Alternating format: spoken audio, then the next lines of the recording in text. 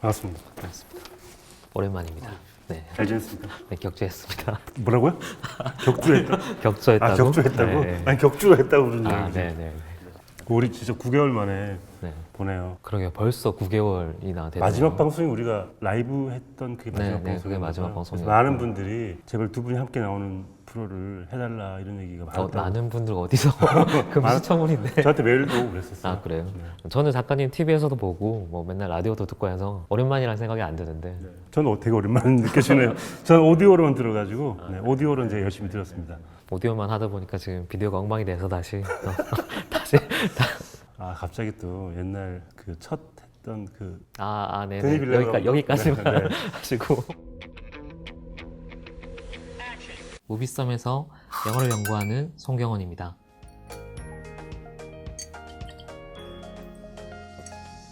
(70mm입니다) 자 오늘 영화 얘기를 좀 하자고 해서 모였는데 오늘 다룰 영화가 알폰소 쿠아론 감독의 로마를 하자고 하는데 제가 시사회 보는 거 정말 싫어하거든요. 제가 영화의 모든 과정들을 다 좋아하는데 영화 보는 거 좋아하고 영화에 대한 글 쓰는 거 좋아하고 말하는 거 좋아하고 다 좋아하는데 제일 싫어하는 게 시사회 보는 거예요. 극장에 가는 걸 왜 싫어하시는 그럴까요? 거죠? 왜 그럴까요? 게을러서 너무 뼈 때렸나?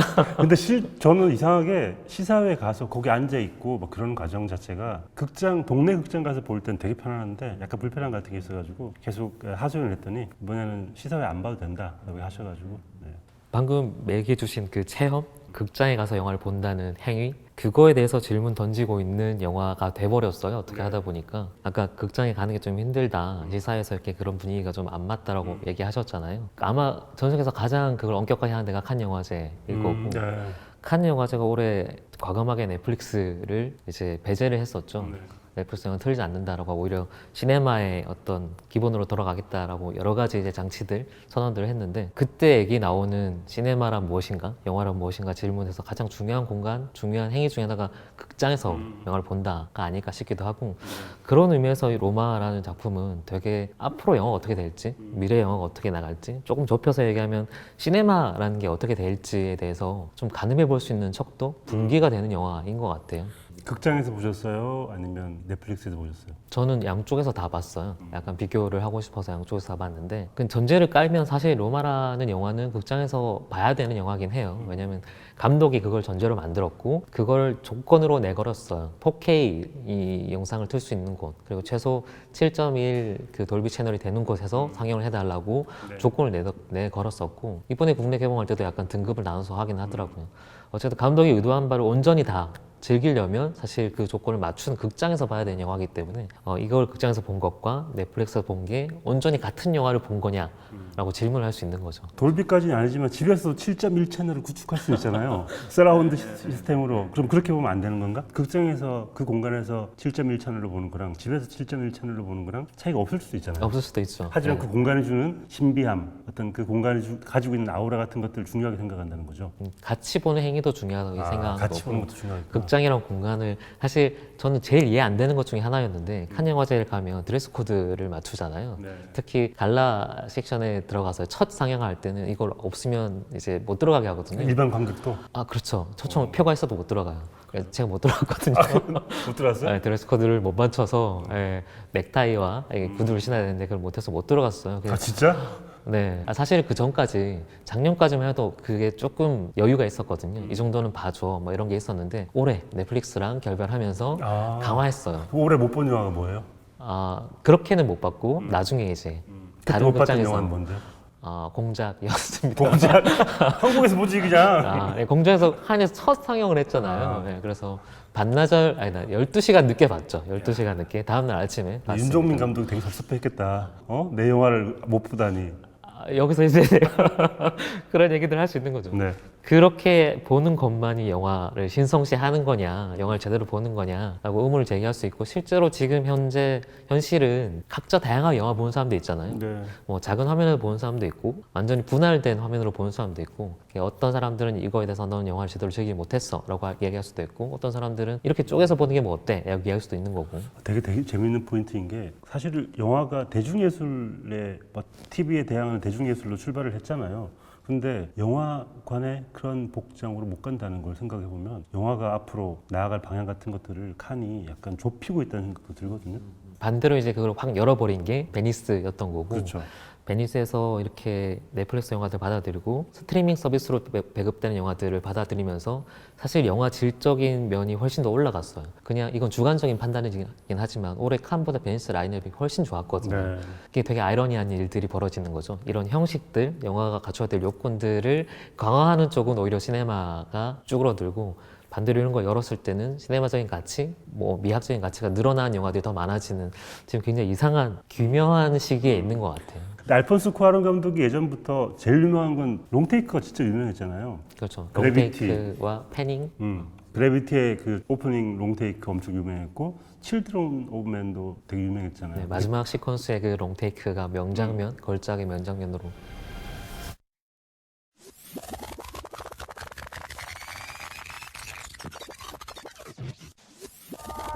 That would be just a best guess scenario on my part. Dr. Stone, Houston.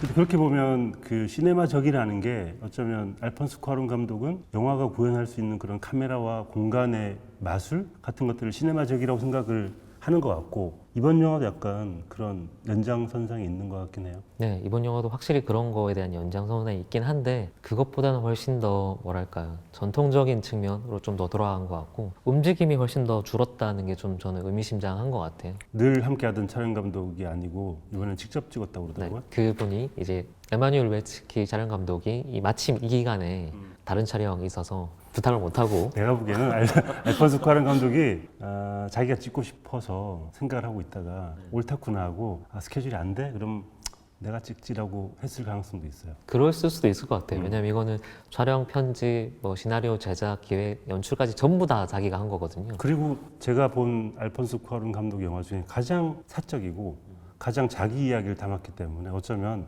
자기 눈으로 본 어떤 풍경 같은 것들을 직접 찍고 싶었을 가능성이 있다라는 그렇죠. 생각이 들어요. 실제로 자전적인 영화인 거고 본인의 어떤 체험들, 어린 시절 기억들을 이제 재현한 영화예요. 근데 본인의 자전적인 영화를 할 때 많은 감독들, 많은 이야기들이 범하기 쉬운 우가 그게 이제 본인 주관이 많이 들어가고 그리고 뭔가 미화되기 쉽거든요. 근데 이 영화 같은 경우는 그런 자기 도취, 자아 도취가 거의 없는 시선을 어떻게 유지할 건가에 대한 고민이 굉장히 많이 묻어나고 그거를 하기 위해서 선택된 인물이 이 유모 같이 자기를 키워줬던 본인의 지금 현재 자기를 만들어줬던 이 클레오라는 유모의 시점으로 그 사람을 주인공으로 해서 진행이 되는 거죠. 전 이 영화 시작할 때 그 자막 설명하는 거 있잖아요. 스페인어는 그냥 일반 자막으로 나오고 이 미스테거, 그러니까 원주민어는 괄호 채워서 나오고 이것도 전 굉장히 섬세한 방식이라는 생각이 드는 게 그러니까 이 영화 속에서 어떤 때 스페인어로 말하고 어떤 때 원주민어로 말하는 게 되게 중요하잖아요. 그런 의미에서 되게 섬세한 기획 같은 것들을 넷플릭스와 같이 하지 않았나라는 생각이 들더라고요. 기획 단계에서 그게 확실히 들어간 거고 언어의 구분도 감독의 의도 본인이 그때 알아들었던 거 못 알아들었던 거를 그쵸.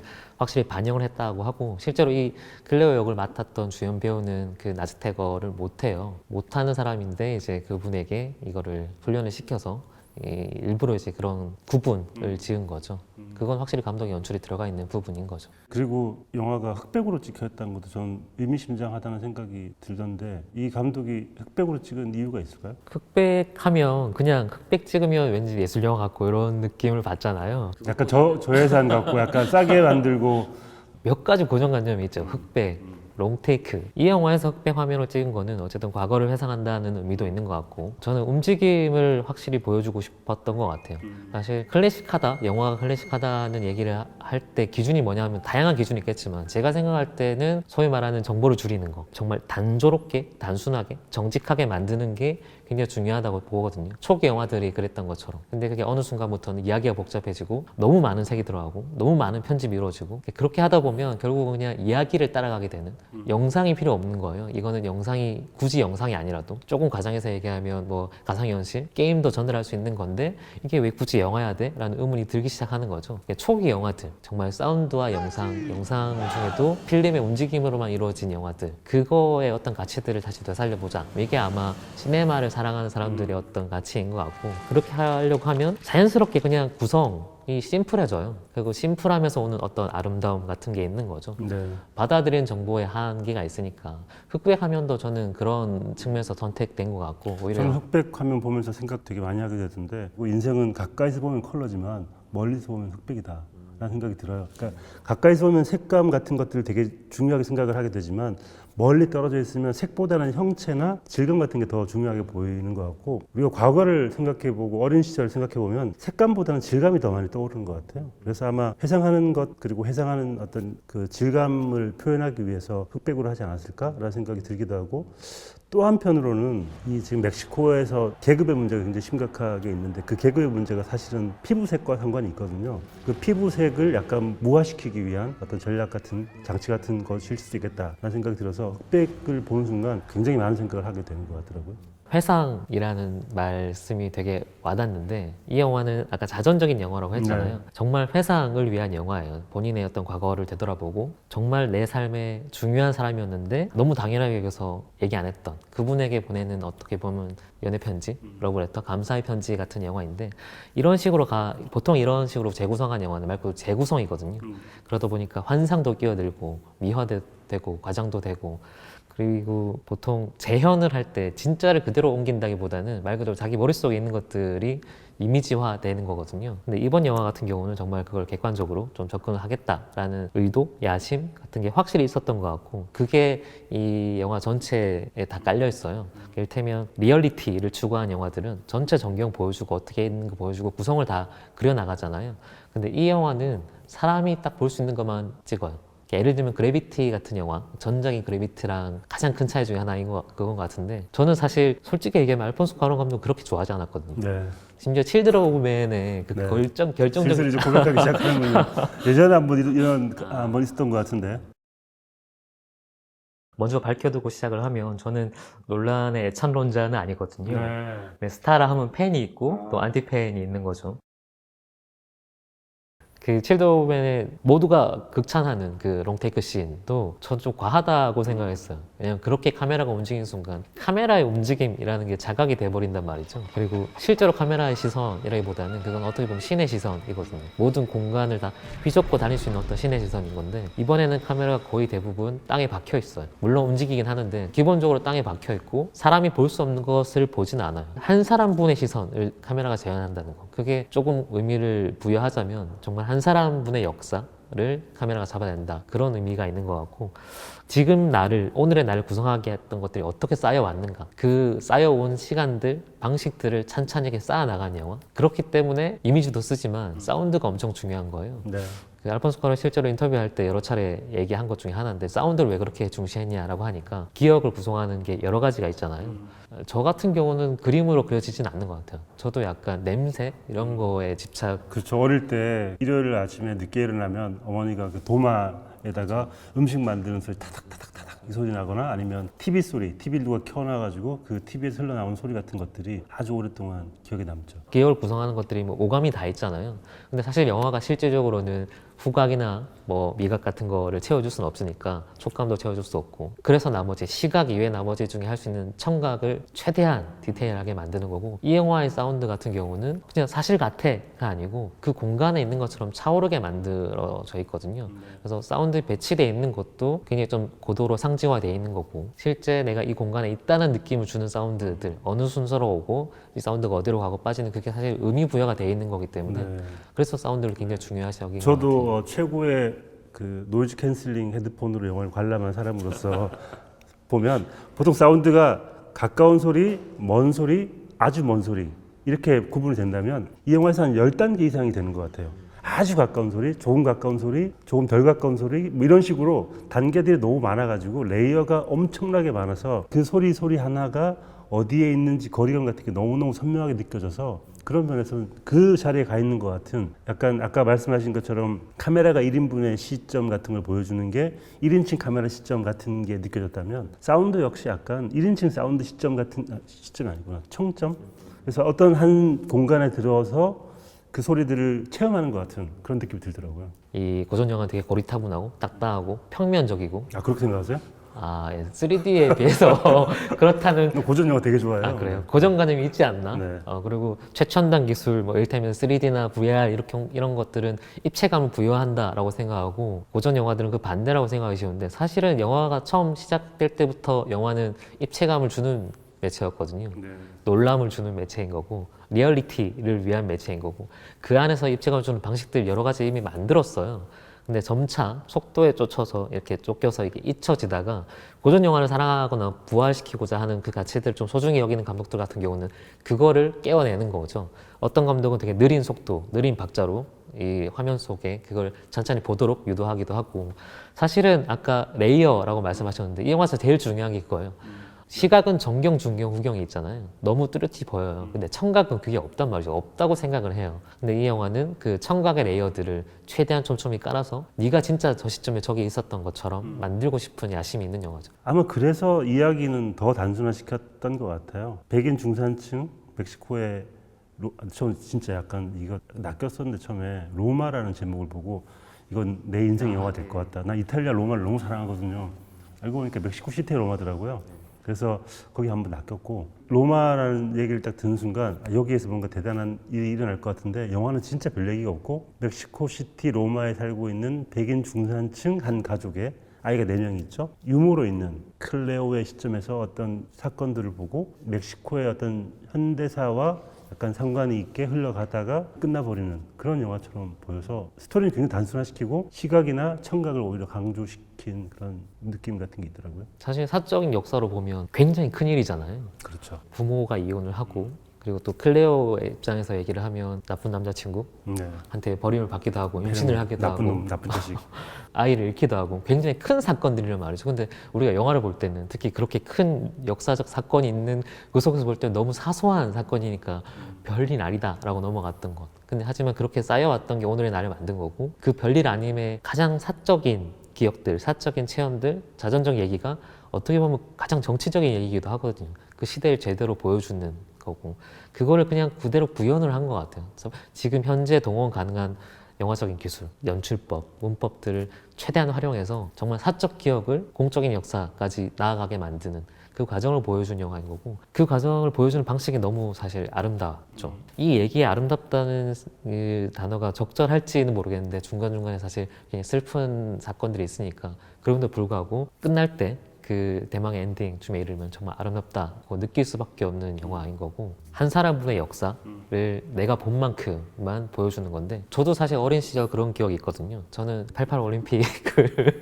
굴릉색 소년을 TV로 이렇게 보면서 약간 되게 희한하다라는 생각을 하면서 자랐던 세대고 저 아이가 나였으면 좋겠다 그런 생각하면 부러워하기도 했죠. 왜냐면 뒤에 부모님들이 되게 이렇게 저 자랑스러운 소년을 보라 막 이런 식으로 얘기했기 때문에 근데 그걸 보고 나중에 이제 머리가 좀 굵고 나서 이 88 올림픽이 얼마나 어두운 역사가 있었는지 네. 그 전두환 정권의 어떤 것들을 은폐하기 위해서 이런 스포츠가 동원됐는지를 듣고 나서는 나의 그 기억들이 다 재구성되더란 말이죠. 그런 식으로 개인의 기억이 그 현대사와 엮여 나갈 수밖에 없는 것 같아요. 뭐 저희 우리나라 영화에서도 그런 식으로 역사와 인간의 관계를 다룬 영화들이 꽤 많았고 저는 이 영화 딱 시작하면 1971년 얘기잖아요. 제가 71년생이어가지고 보는 순간 내가 태어날 때 멕시코에 저런 일이 있었구나라는 생각을 했었는데 멕시코가 이 아주 오랫동안 제도혁명당이라는 당 하나가 거의 독재를 하다시피 아주 오랫동안 정권을 잡고 있었고 프랑스의 68혁명이 일어났을 때 그 68혁명에 영향을 받아가지고 멕시코에서도 꽤 많은 민주화 운동 같은 게 일어나죠. 그때 68년에 많은 사람들이 학살당한 적도 있었고 알코나소라고 하는 이 말하자면 준군사 조직인데 여기 영화에서도 페르민이 그 남자가 그 클레오의 남자친구가 그렇죠. 총 들고 날뛰는 그 자식이 말하자면 이 알코나소라는 이 조직에 소속돼 있는 걸로 보여요. 근데 71년도에도 이 산코스메에서 100명 정도를 살해하는 학살하는 어떤 사건 같은 게 있었거든요. 68년부터 70년 부분까지가 어쩌면 멕시코에서 굉장히 중요한 역사적인 분기점이 된 사건이 일어난 해였고 그때를 살아낸 한 여인의 시점 같은 것들이 되게 중요하게 나온 것 같아요.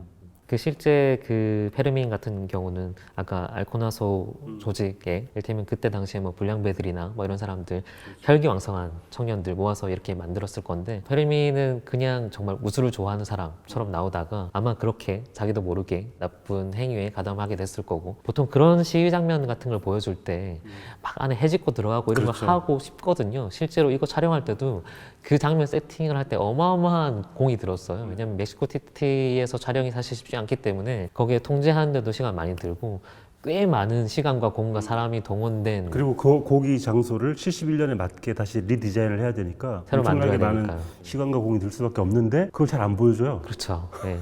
저는 그게 사실은 정말 내가 체험한 걸 그대로 보여준다는 거를 철저히 지키고 있는 화면인 것 같고 예전 같으면 예전에 이를테면 그래비티 같으면 카메라가 벽을 뚫고 나갈 거란 말이죠. 그래서 뚫고 나가서 네. 인물들 사이를 막 이렇게 그렇죠. 헬멧에 있던 카메라가 네, 쭉 네, 나와가지고 Explorer, do you copy? 중력의 법칙을 무시하고 이렇게 돌아다녀야 되는 카메라인데도 불구하고 그 유리창에 가린 채 아주 협소한 시선으로 이렇게 패닝만 한번 해요. 네. 이 자리에 뿌리를 받고 본다는 거. 이렇게 한 사람이 이 공간에 뿌리를 받고 스쳐 지나가는 역사를 본다는 그 행위가 사실 이 영화가 가지고 있는 미학적인 태도인 거죠. 이 영화 시작하면 저는 오프닝이 너무 인상적인데 오프닝에 비치는 영상이 물에 비치는 영상인데 창문이 보이고 비행기 하나가 이렇게 지나가요. 대체 이게 뭐가 비치는 거지? 라고 알고 보면 이제 주인공인 클레오가 바닥 청소를 하고 있는 일부분의 장면에서부터 이제 서서히 멀리까지 보여주는데 그 장면을 보여주는 것 자체도 말씀하신 그런 카메라의 시점을 어떻게 바라보느냐에 따라서 뭘 보느냐 어떻게 바라보느냐 되게 중요한 것 같긴 하더라고요. 이 영화 오프닝이 사실 너무 아름답잖아요. 너무 예뻐요. 그 오프닝과 엔딩이 사실 대구를 이루는 그렇죠. 장면이고 네. 사각거리는 바닥 긁는 소리, 뭐 새소리, 물 끼얹는 소리, 뭐 바닥 닦는 소리 나오고 바닥 부감샷에서 긁어 올라가는데 또 한 가지 중요한 거는 사운드.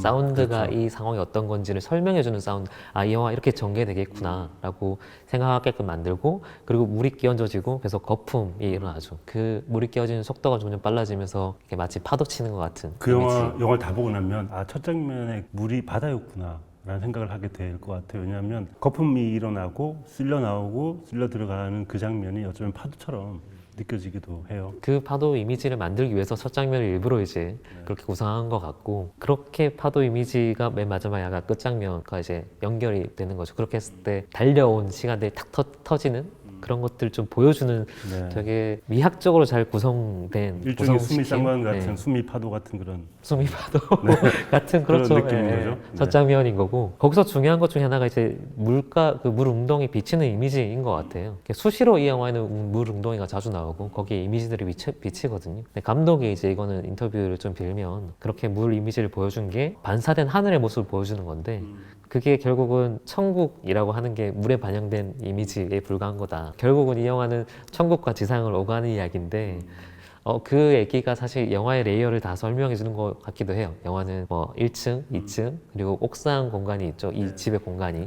그리고 나중에 파티할 때 같은 데는 지하로 떨어지기도 하고 이게 계급을 보여주는 것 같기도 하고요. 1층, 지하 1층 같은 그런 네. 그런 거죠.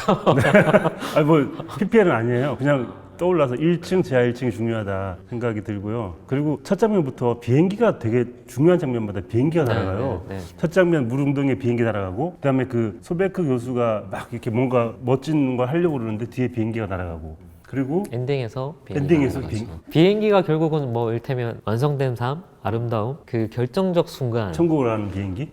그렇게 얘기해도 크게 틀리지는 않을 것 같아요. 이상적인 어떤 순간들을 얘기하고 있는 것 같고 급변한 시대 속에 이제 개인의 삶보다 좀 더 넓은 세계를 하늘, 비행기들이 상징을 하고 있는 것 같고 이제 시대의 파도는 말 그대로 이제 파도라는 이미지 자체로 이제 그려지기도 하죠. 너무 직접적이긴 해요. 근데 직접적인 걸 찍는 방식이 충분한 호흡을 주고 그걸 관조하는 형태로 찍어져 있기 때문에 우리가 그걸 해석해 나가면서 볼 수 있는 거고 페르민을 찾으러 갔을 때 그 집단으로 이제 무술 훈련 같은 걸 하고 있잖아요. 거기 이제 조백 교수라는 영화에서는 조베크로 나오고 넷플릭스에는 소베크로 나와요. 네, 그것도 좀 의문이더라고요. 조백산맥, 소백산맥. 되게 오랜만이네요, 정말. 내가 보죠. 돌아왔구나 하는 생각이 지금 네. 세상. 네. 웰컴. 네.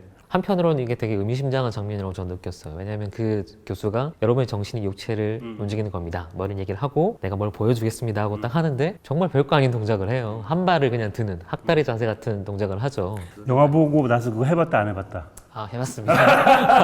나도 아마 해봤거든. 많은 분들이 해보셨을 거예요. 그리고 이렇게 하고 눈 감는 거잖아요. 팔을 이제 올리잖아요.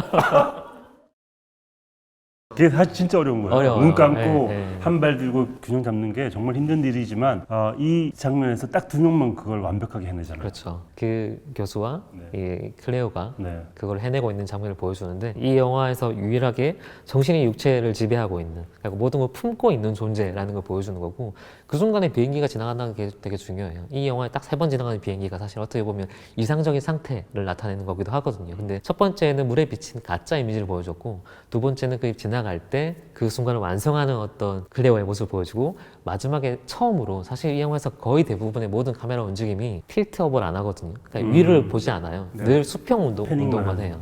근데 거의 유일하게 카메라가 위를 쳐다볼 때 거의 유일하게 하늘을 다 잡을 때 그때 비행기가 지나가는 걸 보여주는 거죠.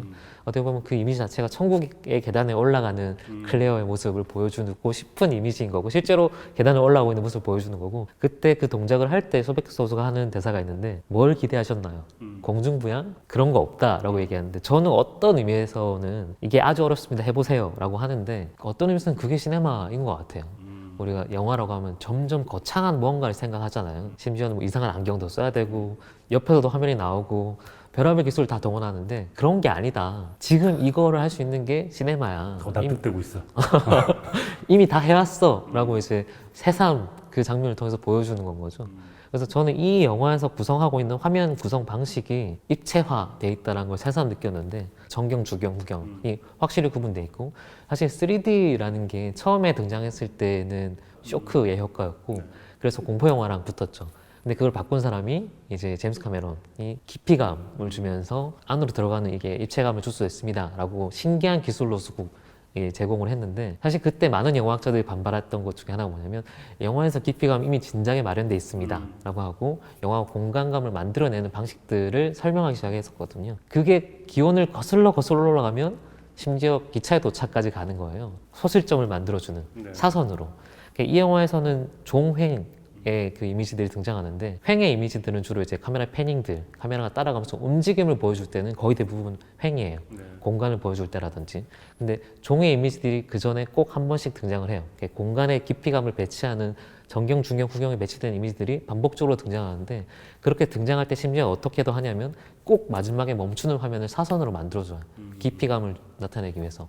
대표적으로 기억나는 장면 중에 하나가 여행 놀러 갔을 때 처음에 이제 별장 같은 데 놀러 갔을 때 그 아는 친척들이랑 같이 놀 때 총 쏘는 게임 같은 걸 하잖아요. 예, 미국인들이 이렇게 영어로 얘기하면서 총 쏘는 장면. 그 패닝을 보여줄 때 오른쪽 끝에서부터 왼쪽으로 이렇게 쭉 움직이죠. 그 쭉 움직일 때는 이 사람들이 어떤 걸 하고 있다는 걸 층층이 보여줘요. 아이들은 이렇게 놀고 뭐 젊은 여성들은 이렇게 놀고 나머지 사람들이 이렇게 놀고 있다라고 할 때 쭉 보여주면서 제일 마지막에 호숫가쯤에서 이제 사선으로 걸쳐진 호숫가에 제일 끝에 있는 사람이 서거든요. 그래서 한 명씩 와서 서요. 그래서 제일 마지막에 이렇게 일렬로 서 있는 모습을 보여주는데 일렬로 서 있는 모습을 그러니까 우리로 일자가 된 게 아니고 사선으로 보여주는 거죠. 네. 그거 자체로 공간감, 깊이감을 나타내 주는 거예요. 근데 이 영화는 그렇게 정말 별거 아닌 공간의 구성인데 항상 정경, 중경, 후경이 어떻게 구성되어 있는지 깊이감을 구성하는 방식으로 나타내 있고 클레오라는 인물이 그걸 뚫고 들어와서 이렇게 옆으로 가는 그 동작을 반복하거든요. 그거 자체가 일종의 리얼리티, 공간을 실제로 우리가 어떻게 느끼는가를 확실히 보여주는 화면들인 거죠. 저는 카메라의 동선 중에 제일 좀 특이하게 느껴졌던 게 이 클레오가 하루 일과를 끝마치고 계단을 내려와가지고 집안에 불을 끄는 장면이 있어요. 그 한 바퀴 삥 돌면서 어떤 불을 끄고 어떤 불을 켜고 이렇게 한 바퀴 삥 돌고 다시 이제 돌아서 자기 방으로 가는 장면이 있는데 이상하게 그 장면이 기억에 오래 남고 그 공간에 실제 내가 있는 것 같은 카메라가 있는 공간이 그 자리가 내가 서 있는 것 같고 그 공간 속을 내가 바라보고 있는 것 같은 느낌이 들더라고요. 그때 약간 카메라의 마술 같은 거 아닌가요? 그렇죠. 그것도 아까 종의 화면으로 보여주는 게 이제 깊이감이라고 하면 그렇게 패닝하는 거는 거의 VR에 가까운 기술들. 네. 근데 그렇게 돌리면 화면 왜곡이 일어나거든요. 그렇게 돌렸을 때 화면 왜곡이 일어나지 않게 구성한 것이 이 카메라 웍의 어떻게 보면 마술인 거고 클레오라는 인물은 만약에 1층이 지상이고 2층이 천국과 지상의 사이고 3층이 옥상이 이제 천국이라고 하면 그거를 유일하게 다 횡단하는 인물이에요. 그래서 1층에서 모든 공간 아무도 훑고 2층에 올라가서 모든 사람들, 그 가족들을 괴롭히고 그리고 3층에 올라가서 빨래라는 행위를 하는 거죠. 네. 제일 처음에 오픈형에서 빨래라는 행위를 하는 것도 뭔가 씻어주고 보호해주고 정화해주는 행위. 그러고 보니까 그 빨래하고 있을 때 아이들이 와서 뛰어놀다가 갑자기 총에 맞아 죽은 것처럼 하면서 둘이 시체놀이 하잖아요. 죽었다. 그리고 이제 죽었으니까 말을 못해. 라는 게 결국에는 천국의 이미지하고 상관이 있는 그렇죠. 그런 행위겠네요. 그리고 실제 그때 대화를 주고받는 것도 죽는 것도 나쁘지 않아 뭐 이런 대답을 하는데 아이가 늘 상상력 있는 어떻게 보면 거의 시인처럼 질문을 하잖아요. 내가 할아버지였을 때 막 이렇게 얘기하고 상상을 하고 네. 파코, 토뇨, 소피, 페페 이 네 명의 아이가 사실은 다 알폰소 쿠아론의 분신들이거든요. 아마 조금씩 들어가 있을 거예요. 근데 영화를 다 본 사람들은 아마도 페페에 좀 더 감정이입을 하는 것 같고 그 페페의 입에서 나오는 말들이 어떤 의미에서는 아이의 시선에 순수한 말이긴 하지만 또 한편으로는 영화 주제에 맞닿아 있는 일종의 선문답처럼 느껴지기도 하고 가상의 어떤 얘기들 계속 하잖아요. 내가 비행사였을 때, 그 어부였을 때 이런 얘기들 하는 것들이 영화 주제랑도 좀 잘 맞아떨어지고 있기 때문에 그때 나오는 그 대사가 사실 되게 의미심장한 대사인 거죠. 네. 그리고 그 보여주는 하늘을 여는 이미지, 제일 엔딩 말고는 유일하게 허락된 전체를 열진 않지만 하늘을 연 그 이미지가 천국으로 향하는 이미지를 강조하는 거기도 하고요. 그리고 이 클레오가 이 유머로 일하고 있기 때문에 자신이 갈 수 있는 곳이 있고 갈 수 없는 곳이 있다는 것도 약간 카메라로 표현되는 것 같아요. 그러니까 백인 부부가 들어가면 이 클레오는 개를 붙잡고 밖에 있어야 된다든지 공간의 제약 같은 것들이 어쩌면 이 카메라가 말하고 싶어하는 계급의 문제 같은 것들이 아닌가 그런 생각 들더라고요. 그리고 파티할 때 그 상류층들이 파티할 때랑 또 네. 하층민들이 파티하는 공간들이 있잖아요. 그렇죠. 그 공간을 내려올 때 그 제일 마지막 있는 장면이 천국으로 올라가는 계단이라고 하면 이 내려가는 계단 장면은 마치 제일 비루한 바닥으로 현실의 공간으로 땅으로 꺼지는 느낌인 거고 그렇게 해서 이제 임신 사실을 알리고 그 친척이랑 이런저런 얘기할 때 그 컵을 깨트리잖아요. 네. 클레오가 이렇게 뭘 오랜만에 한 잔 해보려고 딱 들었는데 뒤에서 춤을 추던 사람이 등을 치는 바람에 컵이 깨지는데 이 클레오가 아이를 가지고 있었던 상태였던 거죠. 그러니까 너무 불길함을 상징하는 것 같은데 아니나 다를까. 네. 그런 비유로 이어지죠. 사실 이 영화에서는 그런 불길함을 상징하는 편집 몽타주를 꽤 많이 써요. 또 대표적으로 나오는 것들이 이 영화에서 자연 요소가 굉장히 많이 나오거든요. 우박, 네. 비, 물, 뭐 지진, 화재 이런 것들이 계속 나오는데 지진이 일어났을 때 그 인큐베이터에 먼지가 수북히 쌓인 장면 컷되고 바로 다음 이어지는 장면이 뭐냐면 십자가들이 이렇게 서 있는 네, 장면이에요. 맞아요. 마치 무덤을 연상시키는 이미지인 거고 무덤이죠, 뭐. 그 아이가 죽어서 여기 묻혔다라는 이야기를 카메라 혹은 화면으로 보여주고 있는 해주고 것처럼 싶은 건 거고 그렇게 얘기를 하고 있는 네, 것 네. 같더라고요. 저는 약간 아쉬운 부분이 있다고 하면 그런 부분인 것 같은데 그런 화면들이 붙어있는 화면들이 지진이 일어날 때나 뭐 우박이 있을 때나 어쨌든 자연재해랑 내가 어떻게 할 수 없는 것들 자연도 내가 어떻게 할 수 없는 거고 세월 혹은 역사적인 사건 운명도 본인이 어떻게 할 수 없는 거라고 생각하는 것 같아요. 이 영화는 여성의 영화라는 생각이 일단 들고요. 약간 상세하게 설명을 하자면 멕시코라는 나라가 말하자면 수탈의 역사가 엄청나게 길었잖아요. 스페인으로부터 점령당해서 지금 많은 사람들이 스페인을 쓰고 있고 그런 역사를 지나고 미국으로부터 또 침략당해가지고 영토의 많은 부분을 미국한테 헌납해야 되는 역사도 있었고 근데 그 사이에서도 이 원주민은 사실은 여기 살고 있었는데 침략의 역사 속에서 지금 가장 하층민처럼 살고 있다는 거죠. 그 중에서도 여성의 존재는 아주 밑바닥의 존재인 건데 그 밑바닥의 존재를 감독이 어떤 시선으로 바라보고 있는지가 사실은 굉장히 중요한 시선인 것 같아요. 사실 알폰소 쿠아론 감독의 여성이라는 건 거의 가장 중요한 화두 중에 하나고 이 영화가 자전적인 영화이기도 하면서 본인의 어떤 영화 세계가 다 뭉쳐진 영화일 수밖에 없는 게 그동안 나왔던 모든 영화에서 여성에 대한 어떤 시선들, 긍정들이 네. 드러나요. 작가님 말씀하신 것처럼 그런 절박한 상황에서 끝까지 삶을 유지하게 만드는 존재들은 누구냐 하면 여성인 거죠. 면면이 이렇게 삶을 이어가게 만든 강인함들이 있는 건데 알폰소 쿠아론은 거기에 대한 늘 존경, 헌사 같은 게 모든 영화에 다 깔려 있어요. 그래비티의 마지막 장면도 그렇고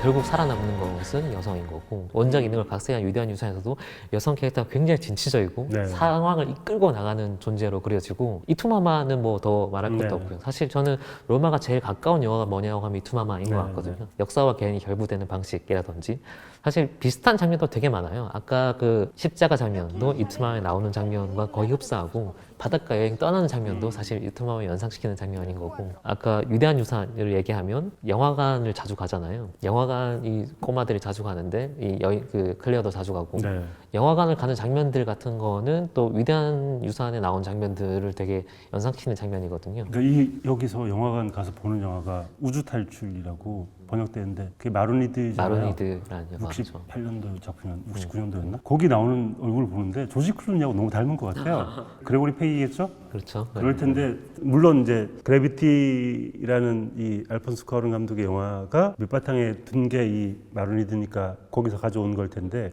보는 순간 조지 클루니와 닮은 샷을 딱 고른 것 같다는 생각이 들 정도로 자기가 뭘 참고했는지를 여기서 밝히고 있는 것 같더라고요. 이 영화 자체가 아까 사운드가 층층이 쌓여간다는 것처럼 자기 주변에 있던 것들을 다 쌓아놓은 거예요. 걔 주변에 있는 멕시코적인 소리들, 뭐 새소리, 그리고 영화, 항상 나를 채워줬던 것들.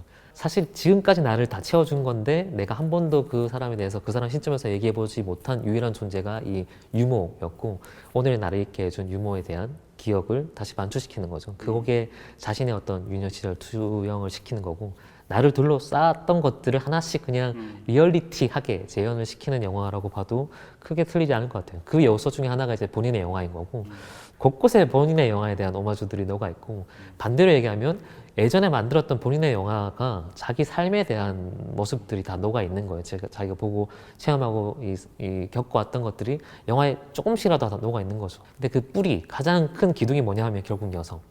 나를 키워낸 존재, 혹은 우리를 키워낸 존재, 아니면 버텨내온 존재에 대한 어떤 존경들이 영화 몇 면에 다 깔려 있는 것 같아요. 네, 자신을 키워준 혹은 자신을 자라게 해준 여성들에 대한 헌사 같은 것들이 곳곳에 깔려 있어서 그런 느낌을 받을 수 있는 것 같고 영화에서 되게 웃기는 장면들이 몇 개 있는데 저는 자동차 장면이 그렇게 웃겨요. 그러니까 일단 이 백인 중산층이 가지고 있는 자동차 꽤 큰 자동차인데 집은 입구는 되게 좁아가지고 자동차가 겨우 들어올 수 있을 정도여가지고 늘 들어올 때마다 고생을 하는데 약간 백밀러 걸리니까 다시 후진해서 다시 넣고 그런 과정 속에서 그럴 거면 차를 좀 작은 걸 사면 되지 않을까라는 생각을 하는데 어렵게 주차 실력을 키우기 위해서인지 모르겠지만 계속 그 차를 타고 다닙니다. 약간 상징 같은 거. 그렇죠. 겠죠? 그것도 노골적인 이야기적인 장치잖아요. 네. 본인의 여권보다 훨씬 더 큰 갤럭시라는 큰 남자의 상징 같은 거 그렇죠. 같아요. 허세. 네, 허세. 그 남편이 떠나고 난 다음에 소피는 바로 작은 차로 바꾸잖아요. 네. 쉽게 주차시킬 수 할 수 있는. 있는 그 작은 차로 바꾼다는 행위가 사실 본인이 새 삶을 살겠다, 내 삶을 살겠다는 거에 대한 어떤 선언인 거고. 네, 그 직전에 이제 큰 차를 타고 오는 소피의 모습이 보이는데 술 마시고 와서 집을 들이박습니다. 그래서 이 연말 음주운전이 얼마나 위험한 것인가에 대한 경종을 울리는 그런 장면이기도 하고 이렇게 큰 차는 내 환경에 어울리지 않는다. 작은 차를 바꿔야 한다라는 이야기를 상징처럼 하고 있는 것 같더라고요. 그게 남성과 여성의 어떤 차이를 보여주는 거기도 하고 허세를 보여주는 게 가장 정확한 것 같아요. 중간에 이제 차가 계속 망가지잖아요. 아까 집을 받기도 하고 트럭 사이에 끼기도 그렇죠. 하고. 근데 그 망가져가는 차 모습을 되게 솔직하게 있는 그대로 보여줘요. 그게 망가져가는 모습이 어떻게 보면 그 남편에 대한 마음을 그렇죠. 드러내는 거기도 하고. 사실 저는 이 영화를 별 4개 반을 줬는데 단결을 뺐습니까? 반개를 뺀 이유가 약간 이런 것들 때문인 것 같아요. 자동차 때문에요? 그 차 때문에. 그러면 스파이더맨을 왜 별 5개 준 거예요? 여기서 얘기하시는 거예요. 얘기가 엄청 길어집니다. 스파이더맨을 왜 5개를 줬냐? 네. 1시간짜리로 다시 해주시면 제가 그 기회를 길게 얘기할게요. 알폰소 쿠아론이 여성을 굉장히 긍정적으로 그리고 있는데 반해서 남자 캐릭터들은 이 영화에서 다 하나같이 정말 못난 정말 못났다. 특히 페르민 같은 경우에는 처음에는 뭔가 온갖 감언이설로 꼬드기는 듯해 보이기도 하고 한편으로 자신의 어린 시절 이야기까지 털어놓으면서 새 삶을 살 거다라고 얘기를 해놓고 바로 그냥 도망쳐버리고 도망치는 방식도 되게 투잡하죠. 찌질해. 자켓도 벗어놓고 가가지고 나중에 자켓 돌려주게끔 만드는 것도 찌질하고 특히 이제 남편인 안토니 안토니 오 안토니오. 이름도 생각하기 싫어. 그 남자 역시 삶에 대한 약간 권태 같은 것들 때문에 삶을 오히려 망쳐버리는 듯한 그런 캐릭터로 꾸리고 있는 것 같아요. 어떻게 보면 이 영화에서 캐릭터적으로 희생된 존재들은 다 남성들이고 비슷한 연장에서 지나치게 한쪽 면만 그려지는 것 같기도 하고 특히 페르미민 같은 경우는 이 그 사건, 역사적인 사건이 이 이야기 개인적인 역사로 끌고 들어와야 되기 때문에 그 브릿지 역할을 하는 어떻게 보면 좀 희생양이라는 생각도 들어요 저는. 한편으로 이야기상의 희생양이고 대사도 되게 과격한 대사들을 하잖아요. 사실 어떤 의미에서 좀 비현실적인 대사들, 기능적인 역할을 하는 게 연극적인 대사들을 하죠. 일종의 다른 영화에서 올 수 있는 악역 같은 전형적인 악역 같은 역할을 페르민이 하고 있죠. 그게 상대적으로 여성에 대한 심리들을 깊이 다루는데 반해 남성을 다루는 데는 크게 관심이 없었다라고 볼 수 있는 네. 어쩌면 본인의 어떤 성장 자존적인 얘기이기 때문에 그 안에 남성 세계가 그렇게 실제로 본인에게 다가왔던 거기도 하고 얘기 구성 자체가 그렇게 될 수밖에 없던 측면도 있어요. 왜냐하면 이 영화가 되게 특이한 촬영 방식 중에 하나가 일단은 순서를 다 영화 스토리 순서대로 찍었어요. 네. 그대로 따라가면서 찍은 영화고 그렇게 한 이유 중에 하나가 이 배우들이 전체 그림 어떤 상황인지를 다 대본을 받아본 게 아니라 그때 그 상황만 굳이 비유하면 약간 홍상수 감독님 감독. 영화처럼 네. 이렇게 순서대로 촬영하되 그 상황만 아는 것들의 반응을 이끌어내는 식의 연기를 했기 때문에 아침마다 또 시내를 주고 그랬나요? 뭐 거의 그런 식이었던 것 같아요. 쪽대본에 가깝게 상황의 대본만 주고 혹은 거의 대본도 안 주고 상황에 맞는 어떤 행동이나 동작들을 하도록 유도를 한 그런 식의 영화였던 거죠. 그게 영화의 어떤 자연스러움, 리얼리티를 여는 또 다른 방식 중에 하나였고 그것 때문에 희생된 기능적인 역할들이 대표적으로 이제 남성 캐릭터들이라고 할 수 있는 것 같아요. 영화 중반부를 넘어가면 도저히 거부할 수 없는 이상한 마력 같은 게 있고 끌어다니는 힘 같은 게 있는 것 같아요. 특히 이제 그 이야기들이 반복되고 펼쳐지다가 확 터지는 장면이 바닷가 장면인 것 같고 그 바닷가 장면들은 정말 카메라도 너무너무 훌륭하고 바닷속에 들어가 있는 클레오의 심정도 이해가 되는 것 같고 굉장한 장면인 것 같더라고요. 어쩌면 그 장면 찍으려고 흑백으로 찍은 걸 수도 있겠다는 생각을 했어요. 왜냐면 거의 역광을 받아서 찍잖아요. 인물들 실루엣을 따기 위해서 역광을 받아서 찍고 클레오가 아이를 구출하러 가기 위해서 가는 몸짓들이 사실 촘촘히 복선을 깔아놓은 거긴 하지만 세월 혹은 운명 혹은 뭐 불가항력이라는 그 파도들을 뚫고 결국은 구출해내는 얘기잖아요. 구출해 와서 이제 하나의 연대가 되는 우리가 할 수 있는 것들은 그걸 다 이겨내는 거나 아니면 그걸 다 피해가는 게 아니고 거기서 손을 뻗어서 같이 껴안는 거, 부둥켜 안는 거 정도가 아닐까라는 생각으로 그 이미지를 딱 그린 것 같고 사실 그거는 누구나 터질 수밖에 없도록 구성된 장면이긴 한데 저는 사실 이 영화에서 다른 장면들이 훨씬 더 인상 깊은 장면들이 있었거든요. 네. 제가 개인적으로 제일 인상 깊은 장면 중에 하나는 이 일가족이 처음으로 그 여행을 갔을 때 별장 같은 곳에 여행 갔을 때 불이 화재가 일어나잖아요.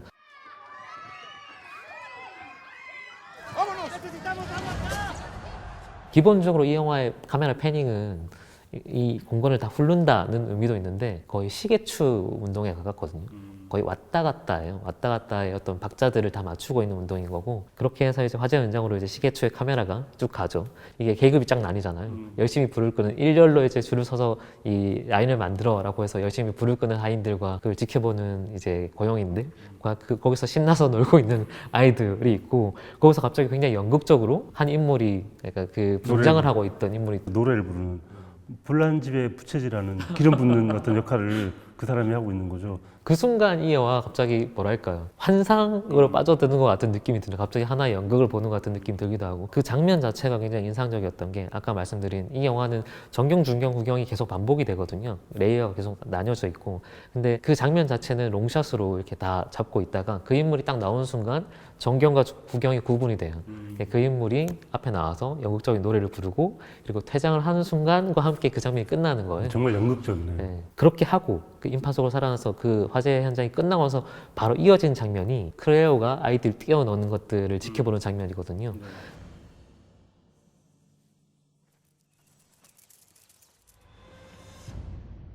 근데 저는 이 영화에서 딱 한 장면만 꼽으라고 하면 그 장면을 꼽고 싶은데 그 장면이 가장 정확하게 이 영화에서 정경, 중경, 후경이 나눠져 있어요.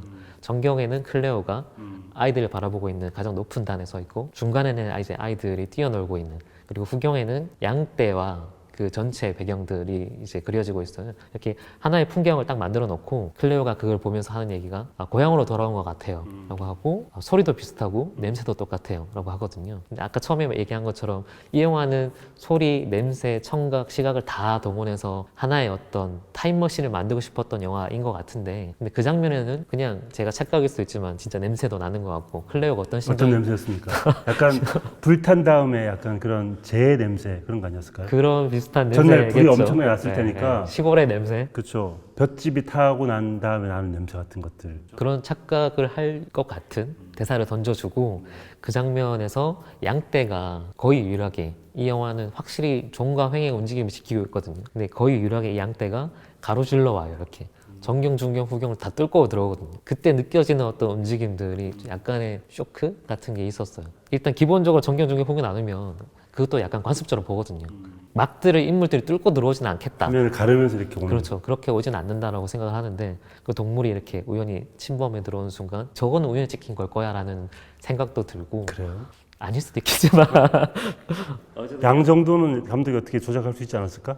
영화적인 마술을 해도 이렇게 의심하는 사람들이 있기 때문에 난 의심의 눈으로 예. 느낄 수가 없는 거예요. 네. 어쨌든 저는 그 장면이 이 사실은 엔딩과 오프닝은 너무 조합을 잘 맞춰서 터져라라고 이렇게 원하고 있는 장면인 거고 그 장면은 알폰소 쿠아론이 사실 전에는 그렇게 안 했던 사람이 이런 시도를 했을 때 터트릴 수 있는 어떤 우연히 포착되는 마법적인 순간이 아닌가라는 생각이 들어서 저의 착각일 수도 있지만 그 대사로 인해서 저는 약간 냄새가 나는 것 같기도 하고 정말 내가 그 순간에 들어가 있다는 착각을 불러일으키는 장면이 네. 있어요. 저는 뭐 오늘은 스포일러를 다 얘기하는 거니까 제일 인상적이었던 장면은 롱테이크 장면이기도 한데 클레오가 이제 출산을 하다가 갑자기 이제 페르민 때문에 놀란 마음이 양수가 터지게 되고 그래서 태아가 죽게 되는 장면인데 그 장면이 너무너무 리얼하게 찍혀 있고 그리고 그 다음 장면에 이제 그 아이가 죽은 걸 확인한 다음에 의사가 이렇게 물어봅니다. 아이가 죽었습니다. 그래도 안아보시겠어요? 라고 물어보는데 이상한 그 장면이 아무런 감정이 없는 것처럼 사람을 찌르는 것 같은 되게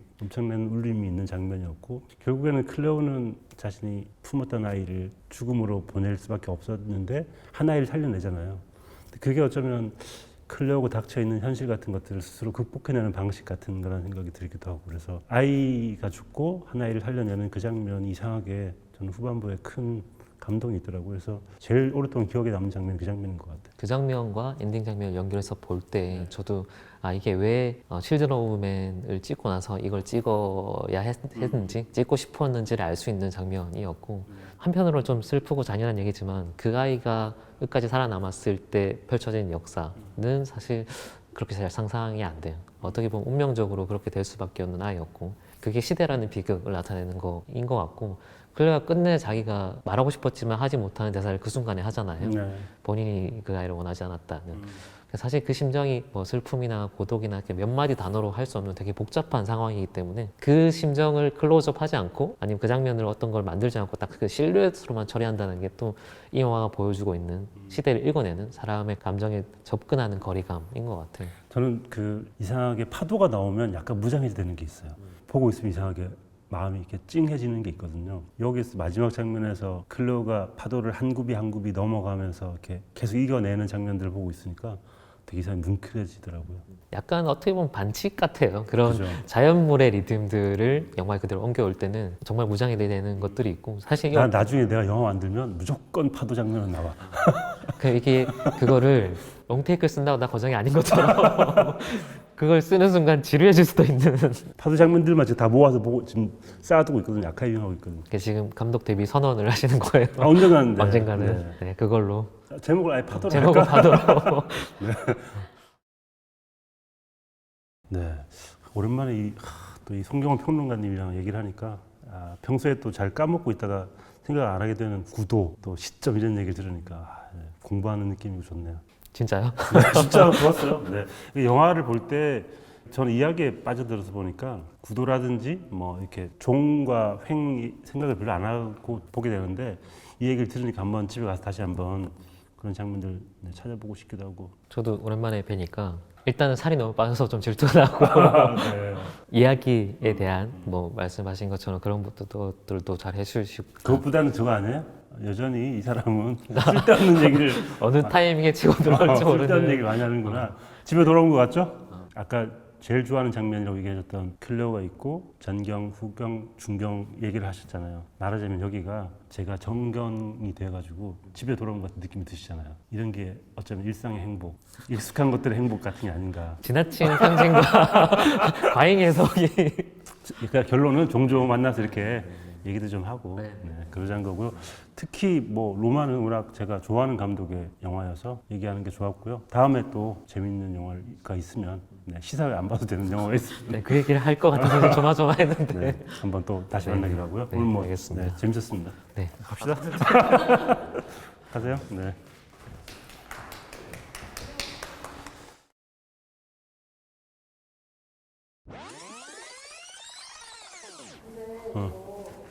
네.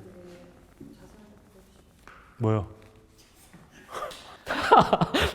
누가 나보고 하라고? 한번 해볼까? 편집해요. 네. 한번 알겠습니다. 제가 한번 해볼게요. 되나? 이거 팔은 올리지 말고 눈을 감고 이걸 올린 다음에 얼마나 버티는지 해봅시다. 근데 팔을 안 올리면 의미 없는 동작 그냥 아니에요? 이렇게 하면 돼. 이렇게 했나? 이렇게. 자 해보세요 먼저. 다리를 그냥 드는 건가? 그렇지. 붙이는 여기 건가? 무릎에 약간 이렇게 하는 걸걸요? 그리고 이렇게 하고 눈 감는 거잖아요. 오 잘하는데? 3, 아 이게 어려운 동작이 아니구나. 1. 잠깐만. 잠깐만. 팔을 어떻게 한다고? 팔을 이렇게 이렇게? 바로 무너지려고. 눈을 감아야 돼요. 눈을 감고. 팔을 이제 올리잖아요. 아 힘들구나. 이게 정신이 육체를 통제할 수 있어야지. 아, 정신이 지금 흐리멍텅해가지고 안 되는 거구나.